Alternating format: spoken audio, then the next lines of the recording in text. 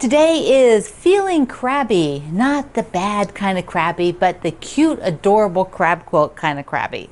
But first we're going to do a couple of other things, and I want to kick it off with talking about the Summer Starlet borders.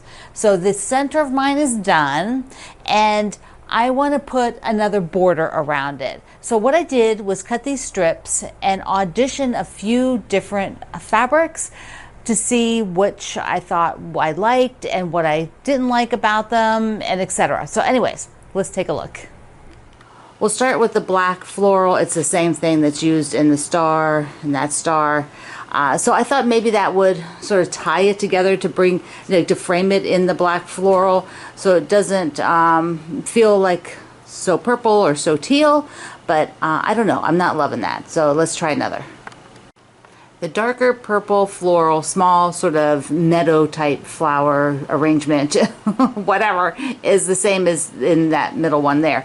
And I like that. It brings out some purple. It is a more solid reed. It's not solid by any means, but it is a denser reed than like something that's more open, or like that's open, or yeah, the paisleys. The paisleys are more open. So let's try another. Now this black and white print is white base with a little black vine, which I love, and it is used for the binding on the one that I have on loan from the Fat Quarter Shop. So I thought, well, let me try it as a little wider piece because I absolutely love it as binding for this quilt. But I'm thinking it reads too dark and it doesn't have any movement. So let's try another. The paisley is used here, and I wanted to use one that has a lighter base, has the white base to it, and I love that. I love the paisley. I think it has, that's the feel that I want for the border, is a little lighter feel. Not light meaning the whole fabric is light, but that there's some lightness behind the design, the background of the design. Let's try another. And the aqua paisley, which I didn't use for the stars, but that doesn't bother me to bring it in, to bring another piece from the fabric line in, because it works perfectly with all the other colors, and I'm really loving that. Maybe I'm leaning towards teal a lot right now, but I'm loving that one a bunch. Now the line, I have black in, the black here in a paisley, but it's not with the white background, so I'm just going to show it to you. Do you see the difference? That paisley with the dark background. The black is black based. It's black based background with the paisley has whites and grays in it, which is gorgeous, but it really is not the mood of this quilt. Even though we have some black in the stars, that border is just too dark. So I am looking at one of the two paisleys. I'm going to put them both up there. I'll put one like across the top. So here are the two paisleys, the purple on the top, the teal on the right, and then I also auditioned the same binding that I have for the one the Fat Quarter Shop did, just to put it up there. I don't know. I don't need to decide that right now, but I just thought I had it. Since I had it cut, I would tuck it underneath. But there, you get to see the two paisleys, and I think that's the feel I want to go for. Now, you could get the same thing with using, I think, the floral, the big floral in teal, or the big floral in purple, which is not used in the quilt, but like I said, it has the same feel. Yeah, so let me know in the comments which of these you liked. And then the next time I show this, which I think is later in the week, what is it, Friday, then I will have the borders on. I will pick something, but I want to hear what you think first. So I am down to these two. I mean, I would like to hear if you liked any of the other ones better than the paisleys, but the paisleys are the ones that really, oh, it's pinned up here. So the paisleys are the ones that really sort of speak to me right now because of them being a little bit more open. So anyway, that is a dilemma always.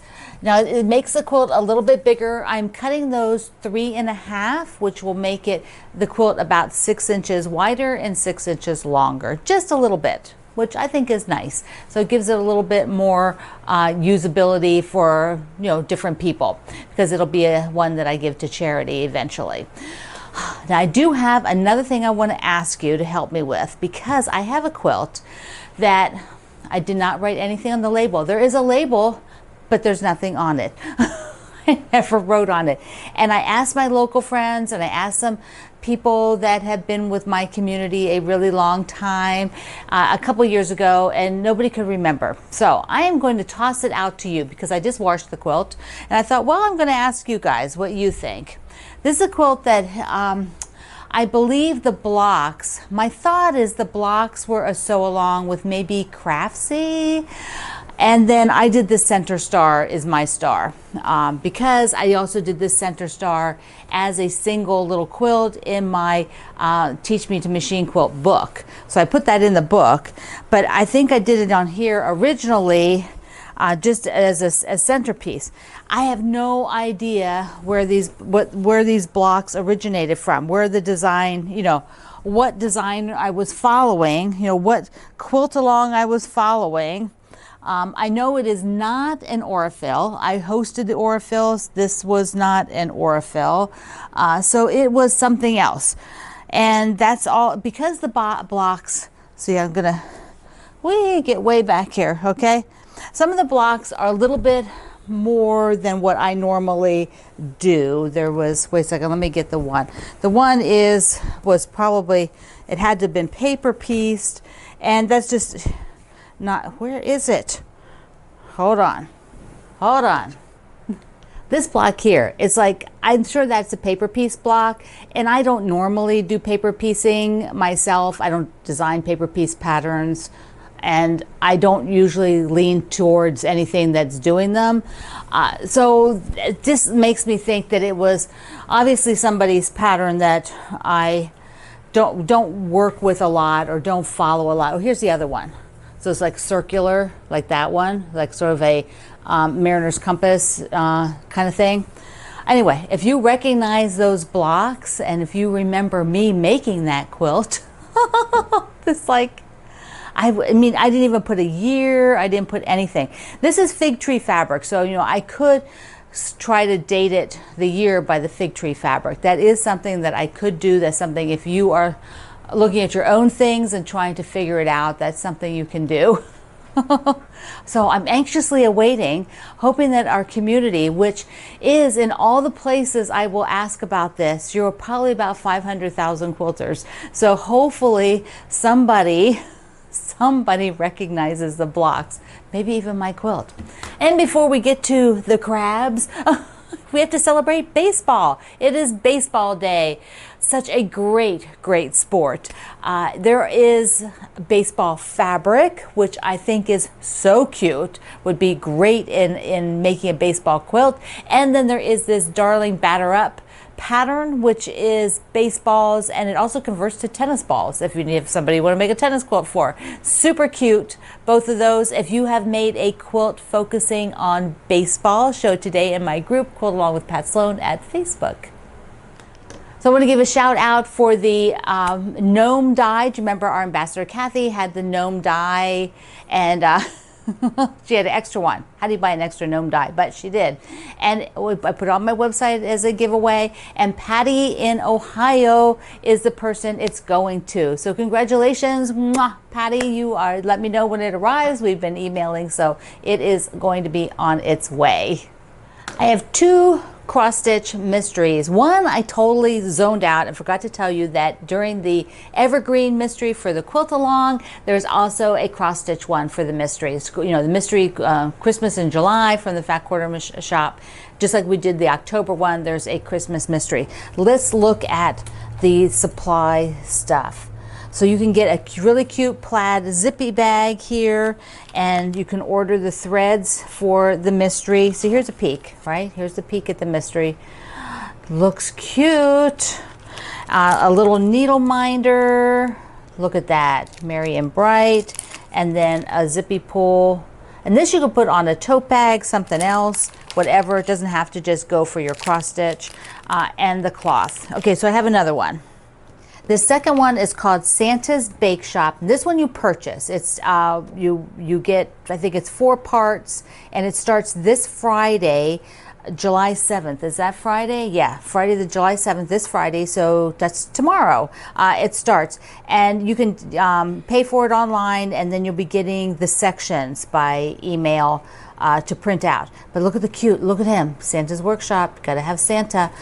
But I love the background. Look at that to stitch on. Oh, and then the threads. You can get the threads. Look at that. And then, of course, if you want to do its own zippy pouch, if you want a needle minder, here's a Christmassy one to use. I love that one. It's pretty. So this is the second one that's available, mystery for the cross stitch. Here is our Feeling Crabby, and this week we are going to do row 1, and bonus, for your first row you only had to make 3 crabs and 1 beach block. Remember, there is a little, if you were like before April 7th or something, purchased it, there was a small change to the direction of some of these because they had to be rotated according to the picture. Anyways, Wendy has a small correction for that, and it is at my website linked and also on her correction page. So you want to get that if you bought your pattern before like early July. Okay, so I want to first talk a little bit about how I approach starching, and then I've got the block cut out, and I'll show you the components of it and how it goes together. Let's go. So I'm just going to do this spray starch outside, and it's not raining yet, but it's getting ready to. I can feel little sprinkles. So I am just spraying it out here on the deck, and it's just a little spray.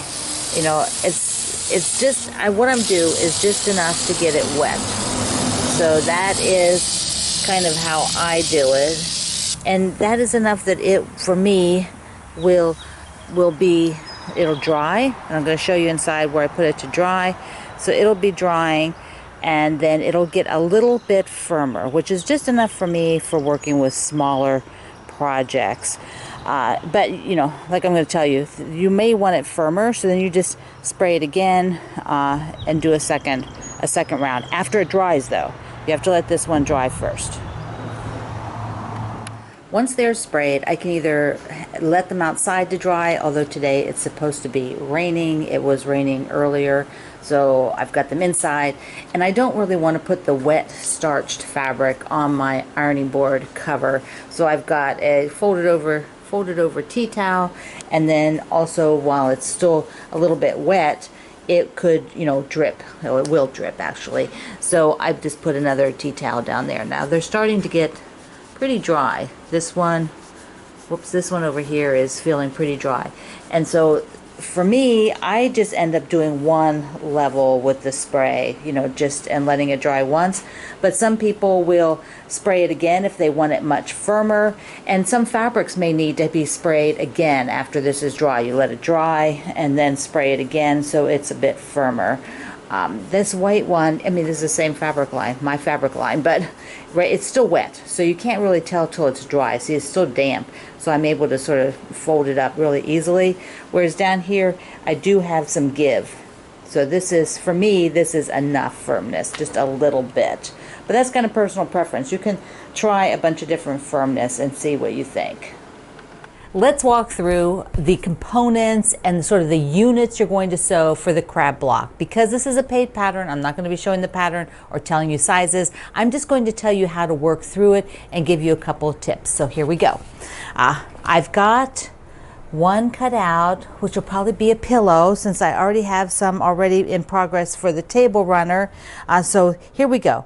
You've got different sections, and I'm going to break it down for you because the easiest one to visualize is the body. So there's the body, and that is this guy. And you will be doing the sew and flip corners like this. So you'll be doing all 4 of them, and that will give you the roundness of the body. Remember, right sides together. You're going to draw a line corner to corner, and then sew on the line, press it open like this, press it over like this, then check it, recheck the size of this, because you don't want to be doing, like, you know, sometimes you fold this and it's too far out, and then all of a sudden your block is not square, or you are too far in, so that when you chop off the back, the corner's too short. So you want to get it just right, just so. What is that, the porridge? Had to be just so. That is the body. The eyeballs, the eyeball section here, super easy. Eyeballs. After every section, Wendy tells you how it should, what size it should be. Measure it. I cannot emphasize this enough. If the designer, whether it's myself or somebody else, has given you a size of a unit that you've just made, measure it. Because that, if it is wrong now, your block won't get any better as you go along. It will get worse.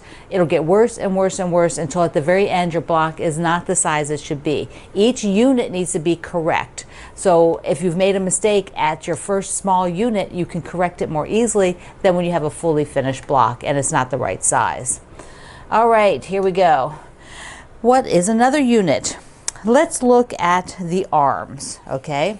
So the arm unit is here. It's got the claws, here are the claws, and then the little arm, right?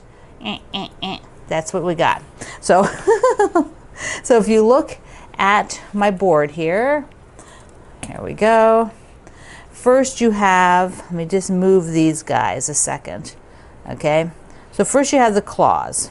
And the claws, oops, I didn't cut it. Yeah, no, I did cut enough. So the claws have a sew and flip to make the inside. So you get that shape of the claw, right?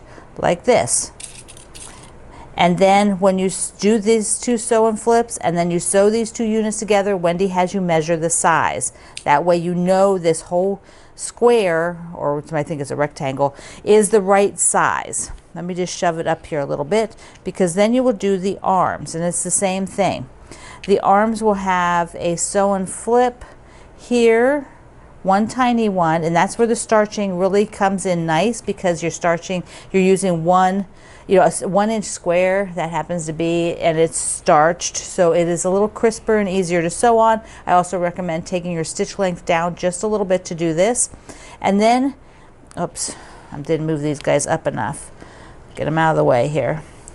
And then you will have this part of the arm, the vertical part, and then this is on the outside of the arm. So here you go. So there's the outside of the arm. Here's the vertical, this two chunk, and then the elbow. There's the elbow. All right, down below it are the little legs.